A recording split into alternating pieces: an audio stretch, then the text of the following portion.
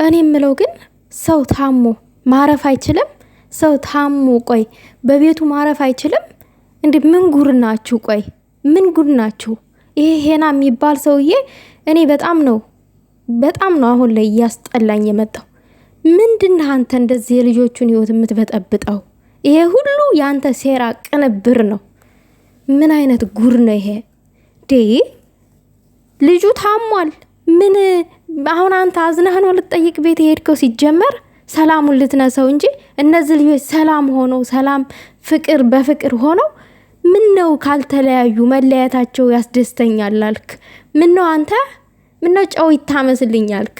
ጨው የሆንክ ሰውዬ ማለት ነው። ሲያስጠላ ቀረ ክፉ ነገር እንድናገር አታድርገኝ።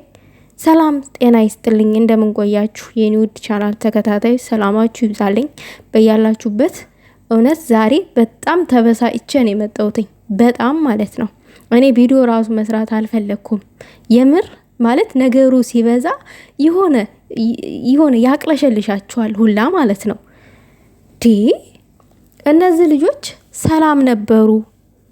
በቃ ትናንትና እንደዛ ሲጎራ ብሩኬ ታሞ ስትንከባከበው አብሯት ሰላም ሆኖ አንድ ቤት እየኖሩ ዛሬ እንግዲህ ይሄ መልካም ልጅ አለ ፍፄ፣ አንደበተ መልካም ፈጣሪ ሲፈጥረው ይሄ ሄና የሚባል ተንከሲስ ግን አንድ ቀን ሰው አንድ ቀን አውሬ ሰው ማለት ነው።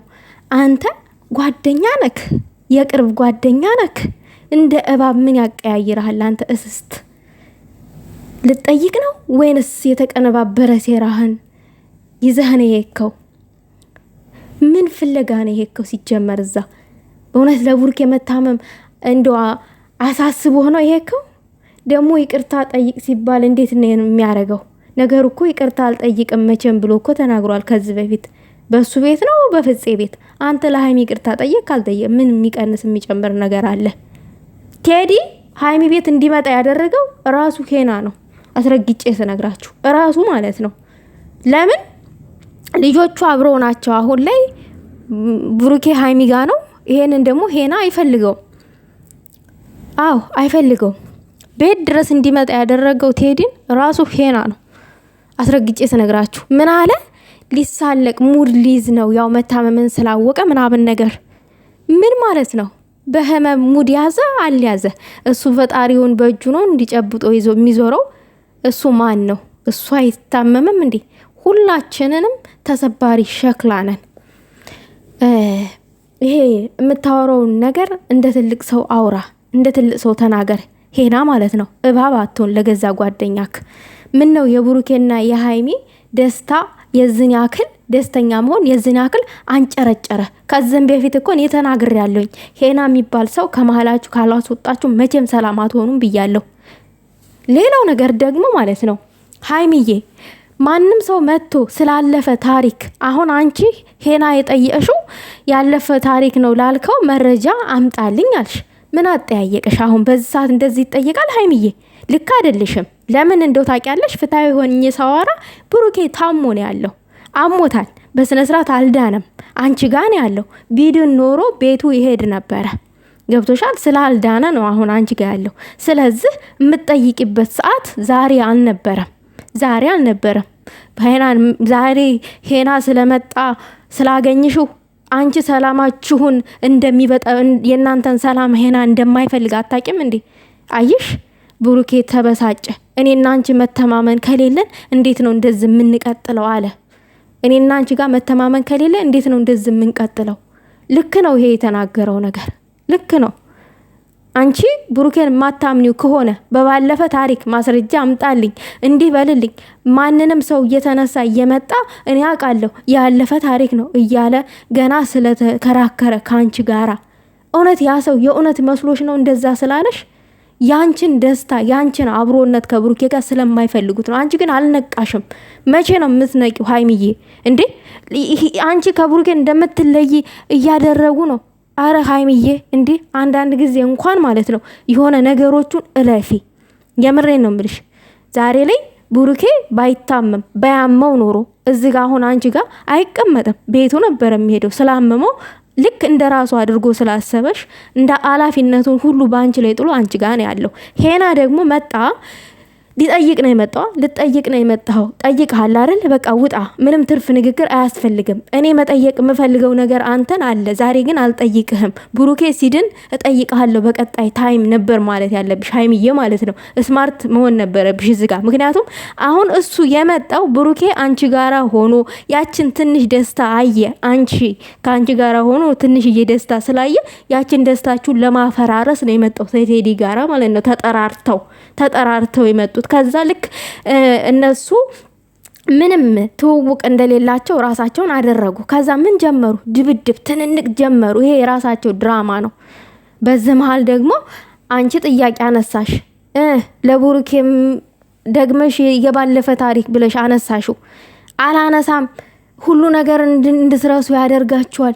እኔ ረስቸዋል የተፈጠረውን ነገር ሁሉ ስትይ ነበረ ትናንትና ቪዲዮ ላይ አይደለ ሀይሚዬ ብለሽ ነበራ።